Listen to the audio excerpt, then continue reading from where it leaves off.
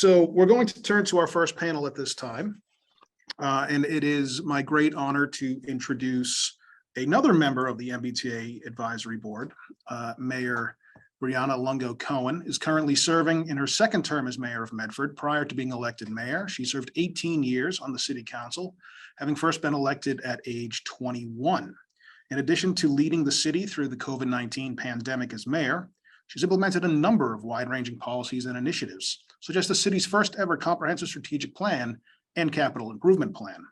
Professionalizing city staff by creating a new standalone Department of Human Resources, hiring the city's first economic development director, creating an Office of Planning, Development, and Stability, and revamped the city's outdated budget process in favor of accountability and transparency, for which the city has received national awards. The mayor has been a staunch advocate for increased accessibility to public transit. She has overseen the installation of the first ever Blue Bikes station in Medford, with 3 additional stations opening this month, and was a vocal critic of the T's Orange Line shutdown, stressing the need for more robust communication strategy with local municipalities, and has been pushing the MBTA to reconsider its cuts to the bus network in Medford. In her spare time, and it's hard to believe she has any, the mayor volunteers as a youth sports coach and is an avid runner. And prior to her time as mayor, she owned a law firm. And along with her husband, Dave, they are the proud parents of 3 children, which is the hardest job of all. It is my great honor to introduce our member, Mayor Breanna Koehn. Thank you, Brian. I appreciate you having me here today. And thank you, everybody, for joining us as we discuss oversight and management of the MBTA. Joining me today are 3 people who no doubt have a lot to say on this issue. First up, we have Joe Aiello, former chairman of the MBTA Fiscal and Management Control Board from 2015 to 2021, former North American CEO and board member of international infrastructure company Meridium, currently a senior fellow at the Fletcher School of Law and Diplomacy Center for International Environment and Resource Policy at Tufts University.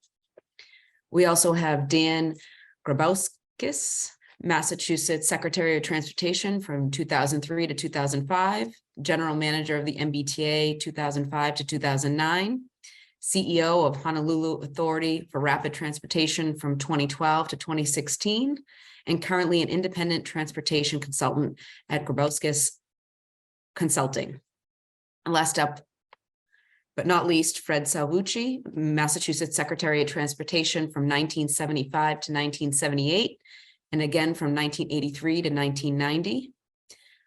Fred participated in the expansion of the Massachusetts transit system, the development of financial and political support for the Central Artery Tunnel project, the Big Dig, and the design of implementation strategies to comply with the Clean Air Act consistent with economic growth.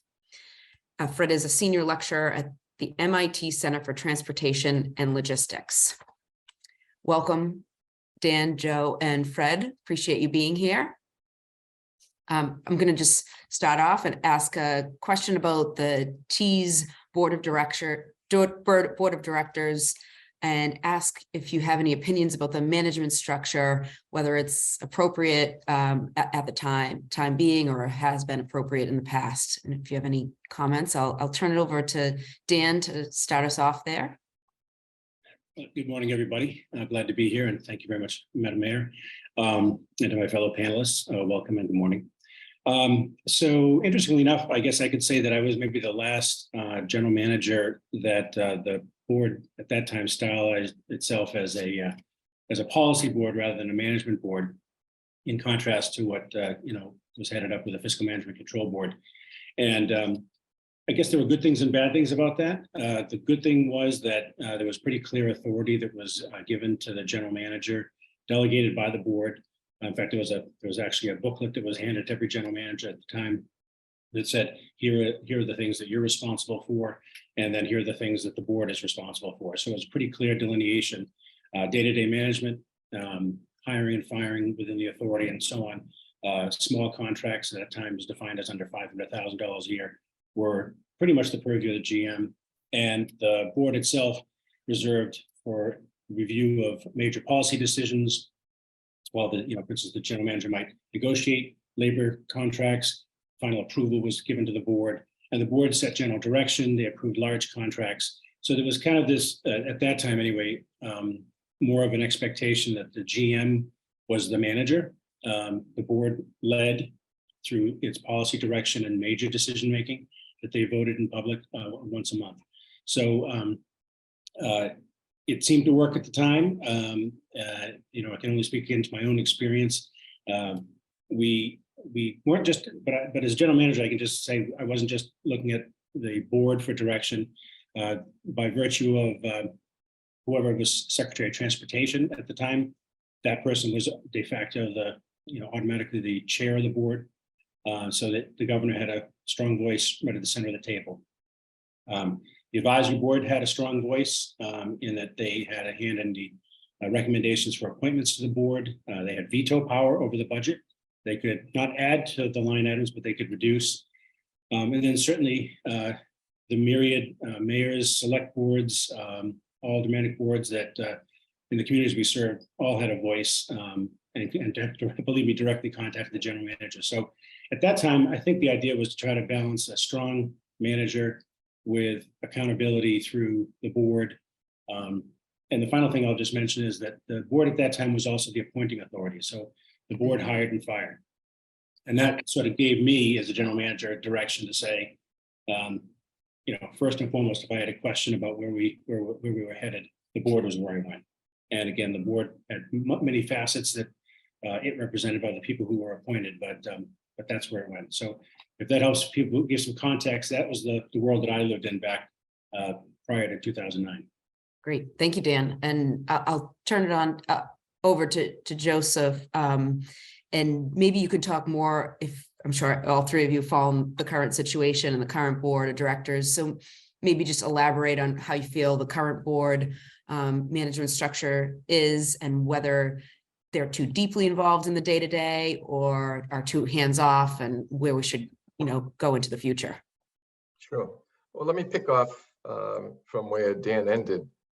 One of the things that happened after Dan left was that the legislature effectively abolished the MBTA board, and governance of the T ended up being part of the mission of the Mass DOT, which is a statewide obligation over many, many, many things.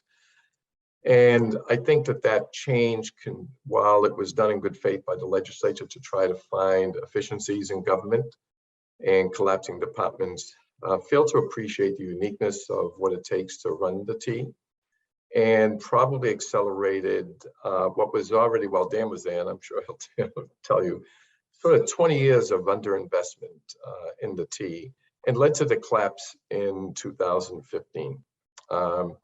So I was part of the board, the Fiscal Management Control Board, that the legislature and the governor created, that was mandated to be an activist board. You don't tell a board that you must meet a minimum of 3 times a month if you don't intend it to be activist, and you don't have other powers granted to you that were sort of unusual. And, you know, I would say, you know, consistent with what Dan said, the delegation of authority and the difference between the board and what the board was responsible for and what the general manager was responsible for was very, very clear. But it's also true, it's true in public life, it's also true in the private sector. If you have an organization that is in absolute crisis and melting down in almost any dimension you can imagine, a board has to take extraordinary measures to really push the envelope, to be supportive of the general manager, et cetera. And we struggled to find a general manager. We had multiple interim general managers in the Fiscal Management Control Board. We had one failed search for a general manager. We had a general manager just, you know, there was a misfit between that person's skills and what happened. And then we were fortunate, and I say this, and this is a lot of people are going to think I'm crazy. We're fortunate that we had Steve Poptak on the board as the deputy chair to me, who we, the board and the secretary, approached to ask if he would step up to become general manager, with the notion that he had to sort of stick at it and get at it. He took measures around safety immediately. He replaced the director of safety. He understood that that was a malignant problem within the T. We collaborated around the safety panel that the board called for. made sure that every department, every individual, all the unions participated openly in that. And I think he was beginning to making headway on safety when all of a sudden COVID comes. And obviously that changes the dynamic about how effective and how quickly you can change the culture and how quickly you can change protocols, et cetera. Needless to say, our term ended, and now we've gone to another end of the spectrum, which is a board that is probably, I would call, a normalized board, but I think it was premature. So I think there's still a period of time where the T needs a board that is a bit more active, perhaps not as active as the FMCB. I think that was one extreme. That was a legislative and gubernatorial response to an absolute crisis, which the place is still in crisis. And I would just argue that we need to find some balance, have a somewhat more aggressive board positioning, still for a couple of years looking forward, but absolutely committed. The place needs a very strong general manager to run it on a day-to-day basis. Thanks. Thank you, Joe. I'll turn it over to you, Fred, and add, what is the right degree of board involvement in the operations and management of the T today? I'll be in the odd position of agreeing with Dan somewhat and disagreeing slightly with Joe. Joe and I are longtime friends. I wish when the central problem at the MBTA is that the dedicated funding was misestimated back in the year 2000. The organization has not had enough money to properly maintain its assets. And if that's not fixed, it doesn't matter what board structure or general manager you put. If there's not enough money to basically maintain what you have and provide decent service, you cannot succeed. That has to get fixed. And I wish that Governor Baker had fixed that and made Joe Aiello general manager, and then we'd have a system under the form that Dan Grabauskas described, and I think the system would be working. But if you don't put dedicated funding, then you don't create the stability and the long-term vision of properly maintaining assets. Not to say anything negative about the legislature, if you subject something to annual prior appropriation by the legislature, which is what happened in the year 2000, you've got T service competing with urgent needs, healthcare, education, et cetera, and you never get the money for deferred maintenance. When I served as Secretary of Transportation, I was there 12 years. 11 of those 12 years, we could not get a snow and ice budget out of the legislature that was adequate. The attitude was, budget is set in July, around the end of the fiscal year. It's hot. Maybe it's not going to snow this year. Come on, guys. It was all guys then. Come on, guys. It will snow. This is New England. It will snow.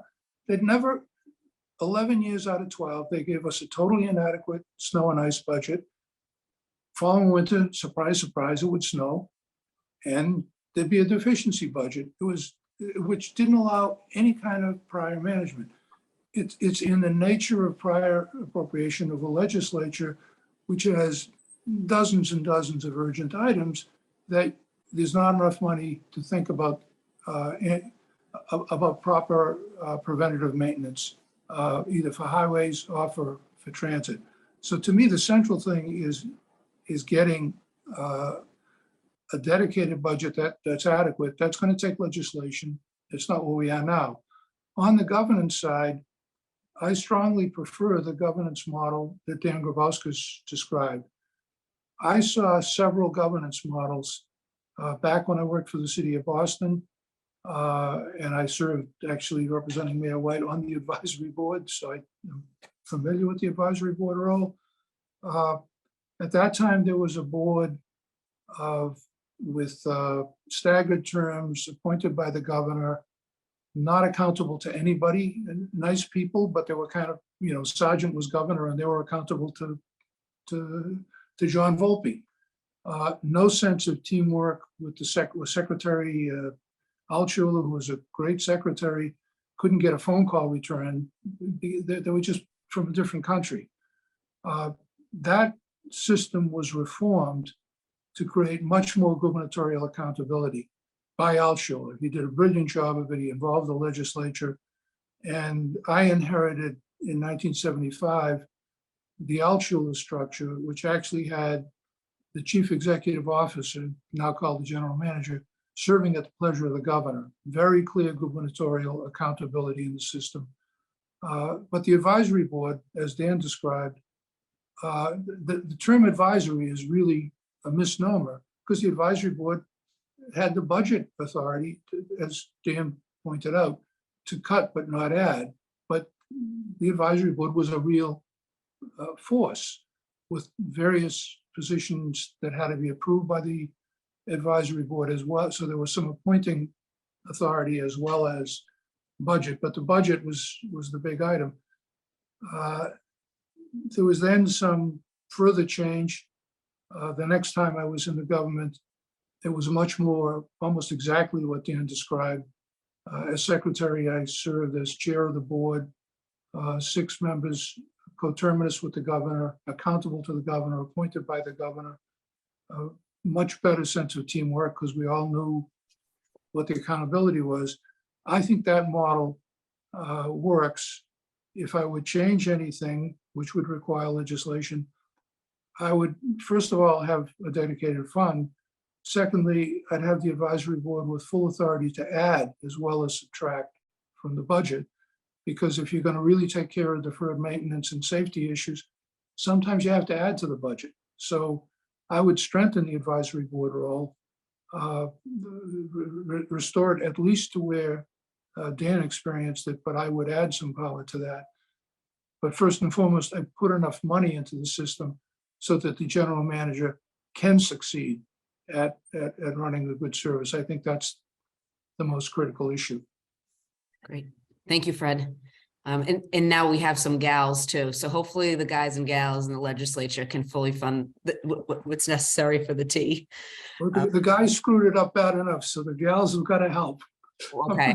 I'm delighted to I see hope that. I so. hope we're going to have 2 gals as governor and lieutenant governor. Yes, absolutely. Sounds good. Okay. Before I move on to question 2, I'll tell you I won't take any offense to your answers, or maybe just a little, but as long as you say we should be communicated with. The next question is, what role do and should political considerations play in the T oversight and management? And I'll turn it over to Joe, if you don't mind. Well, by its nature, it's a political body. It's a public utility. And obviously, political policy preferences are gonna change from time to time, depending upon who the governor is and what the sense of the legislature is, et cetera. But let's not confuse legitimate policy and political considerations with the need for effective, skilled leadership and skilled technical people within the authority. You cannot, that place cannot be a dumping ground in any way, shape, or form. You can see the preciousness of lives that get lost, or people that get hurt, if you don't invest, as Fred was talking about. Equally, if you don't have the right people in the right jobs, you're going to continue to subject the public to non-optimal service and unsafe conditions. So got to separate those two. Yes, political and policy implications are part of the natural discussion of us as citizens and our elected officials, but we've got to make sure we get the very best talent inside that organization and pay them to retain them as well and invest in them. Great. Thank you, Joe. I'll turn it over to you, Fred. Political considerations, how they play in the T oversight and management. Should they have a larger voice in the process and in solutions, or are we good where we're at? I agree with what Joe just said. The politics of hiring Uncle Louie for a job does not belong here.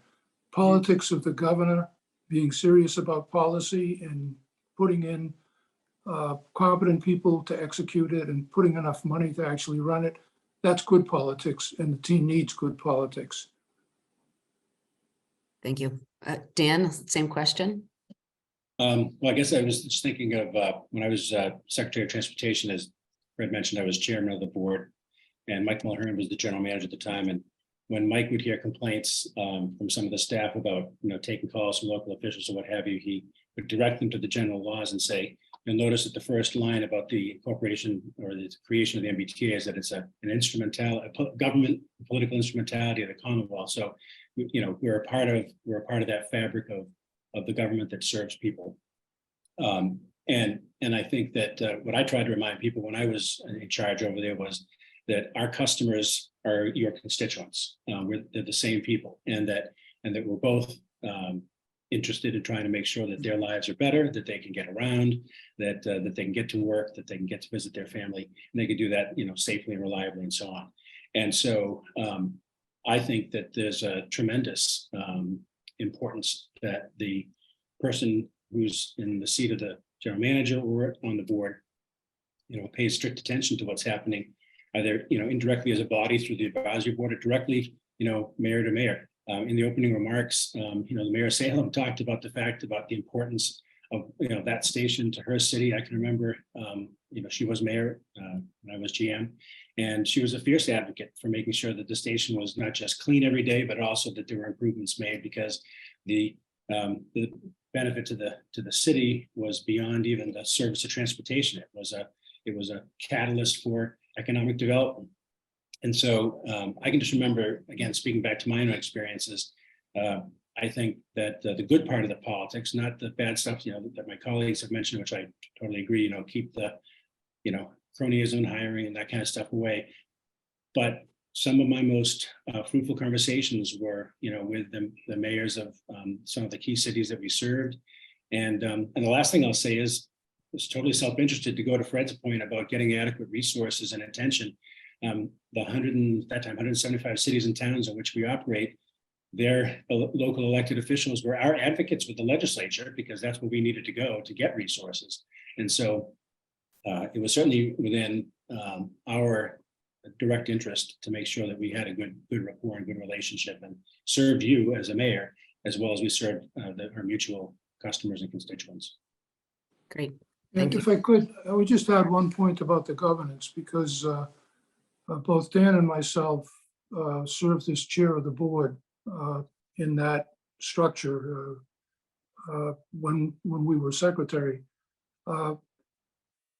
The secretary is the direct link to the governor in that form of board. The general manager was chosen by the board, but the other role that the secretary played was to get a real multimodal attitude and get cooperation from the Department of Public Works, Mass Highway, as it was later called, the Port Authority.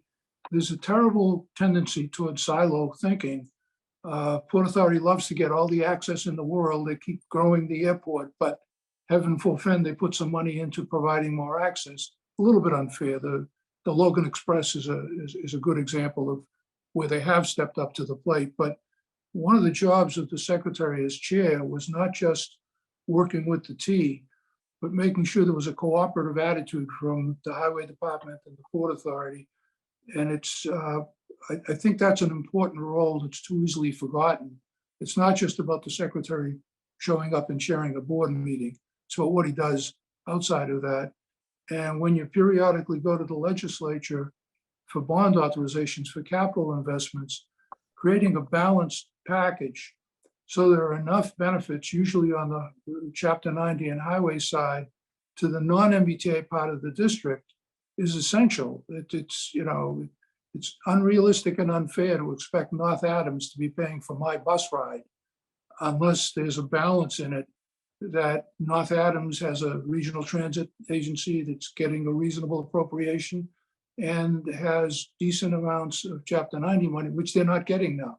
So the secretary's role is a balancing role and an integrating role, in my view, with to get a truly multimodal attitude. And as Dan said, working with the mayors were, I agree with them, our best advocates to get decent amounts of money into the system. Thank you. And I would just add to what Fred said, that I don't know, the two, how you want to count them, the 2 or 3 transportation reforms of the early 2000s into today. I think that is one thing that they did right, is that they strengthened the Secretary of Transportation's role within the community, the family of transportation agencies, so that there was more of an attention to what, in connection to mass sport, so that you could be declaring multimodalism. The Turnpike was wholly independent, and then that was more folded in. So I think one thing that the transportation reforms absolutely got right was really creating a mass DOT, during the 2000s. Great. Thank you. I appreciate your honesty sorry, I was on mute. No, I appreciate your honesty on that. I think it's something that I live by here as Mayor Medford. When two of you made the point that you put the best, most qualified people in the positions to be able to, in my case, move the city forward the best way possible for our residents, in this case, for the T and for the riders. So thank you. I'm going to move on. Fred, I'll turn this one over to you first. Give me a minute to read it. But currently the state DPU is the official entity for oversight over the MBTA. This appears to come as a surprise to many, including the DPU itself, which seems underprepared for the role. Should the oversight function remain with the DPU, but be strengthened, be recreated in MassDOT, or be set up as an entity, entirely new entity? If a new entity, what should that look like? Well, there are multiple questions embedded in that question. The Department of Public Utilities is today in no way adequate to the challenges about to come up that really have been here for a while, but they're just not set up to deal with it. With all the discussion about electrification, providing for charging for electric autos, et cetera, this big push to electrify, go to battery buses at the T. I'll be a little bit radical. I'm against it right now. You don't have adequate power at many of the locations where the maintenance facilities are to fuel it, and you're dealing with an electric utility that doesn't want to provide that power. It's essential that the Department of Public Utilities is dramatically strengthened to play a role with strengthening the grid so that some of the electrification ideas are physically feasible, because a lot of them aren't right now. So the DPU's got big challenges coming up. Certainly, if they were going to be the safety, exercise their responsibilities that they currently legally have, but are not staffed up to do, they would need to staff up to do that as well. One question is, that's a lot of staffing up. Maybe you can do it all. It's something the governor, lieutenant governor have to look at with the legislature very carefully. What is the future role of the DPU, and how can that be adequately done? Assuming, for the sake of argument, that you don't think that doing safety at an adequate level at the same time that you're dramatically increasing the capacity in dealing with the electric grid is the right mix. There is a belief that's embedded in some statutes that the safety function ought to be independent of the T. I would go back to make a safer T, give it an adequate budget. If you don't have adequate frequency and the platforms get overloaded, that's not safe. If the operator can't see down the platform because it's too crowded, that's not safe. If people are falling off the curb because the buses aren't frequent enough and they're falling into the travel way, that's not safe. So adequate capacity is a safety issue. That takes money, but in terms of the governance, you might think about putting it at the advisory board, which cares about housing, cares about safety, cares about service. They would have to gear up. Wherever this is placed, they have to gear up. It's a little awkward to put it within the secretariat, especially if you've got the secretary serving as chairman of the board. It doesn't look very independent to have the safety function under the Secretary of Transportation. I guess there are other places you could put it, but I think there's a big role for expertise here. I would take a hard look at putting it at the advisory board. I know there are other ideas floating around, but it's a big decision to make. But if whoever gets the responsibility, if they don't have the funding to staff up, then you're just setting up a fall guy. Thank you, Fred. Joe, I'll turn it over to you. Sure. I agree with much what Fred says. It doesn't belong in the Mass DOT. There's too many perceived and real conflicts of interest. And I think the safety function with within the DPU is just a lost child. When we did the LaHood chaired safety panel, they were completely non-responsive. Then you get this horrible report that comes out. And then 2 years later, the FTA finds that the DPU is still in the same passive mode and not fulfilling the function that the FTA has asked them to fulfill. So something is going to be, I think, changed. DPU will have a major role around electrification, independent of the safety function, to make sure there's adequacy, redundancy, et cetera, of all those sources of power that the T is going to need. But that can be separated out. This idea of possibly bringing over to the advisory board is one I had not heard from before, but that would seem to be a place that could have great merit. Fred quietly said you've got to develop the expertise there. It's important to remember you're not going to be able to pay normal state wages to attract the kind of technical expertise who know what they're looking at in the ground, who can read a safety plan, who could read a capital improvement plan or maintenance plan and say, yeah, they're getting it right, they're doing it. Even proactively, Fred sort of referred to, and I know Dan knows this problem, you get to volumes of passengers in certain stations, some of the old parts of the Orange Line, the Red Line right downtown Boston, there's not adequate space for the passengers who are waiting for a train to sort of align themselves. Probably heading to a place where platform doors that you see in airports and you see in European systems are going to be required. That's a place where a really effective state safety oversight enterprise can say to the T, hey, look, you got this current problem that's only going to get worse. How does your capital plan align with this? How does your signal plan align with this, et cetera? So for whoever's going to get this, I would just say, you're going to have to recognize that your salary structure is going to have to be more akin to an MWRA, a Massport salary structure, because you need that expertise. Doesn't need to be the biggest organization, part of the organization in the world. But you're really going to need to pay people to get the right people and keep them there so they can be effective. Thank you, Joe. Dan, I'll turn this one over to you. Yeah, I think Joe's spot on, and both he and Fred identified, and I wholeheartedly concur that first and foremost, you have to have adequate funding, adequate staffing, and the appropriate level of expertise.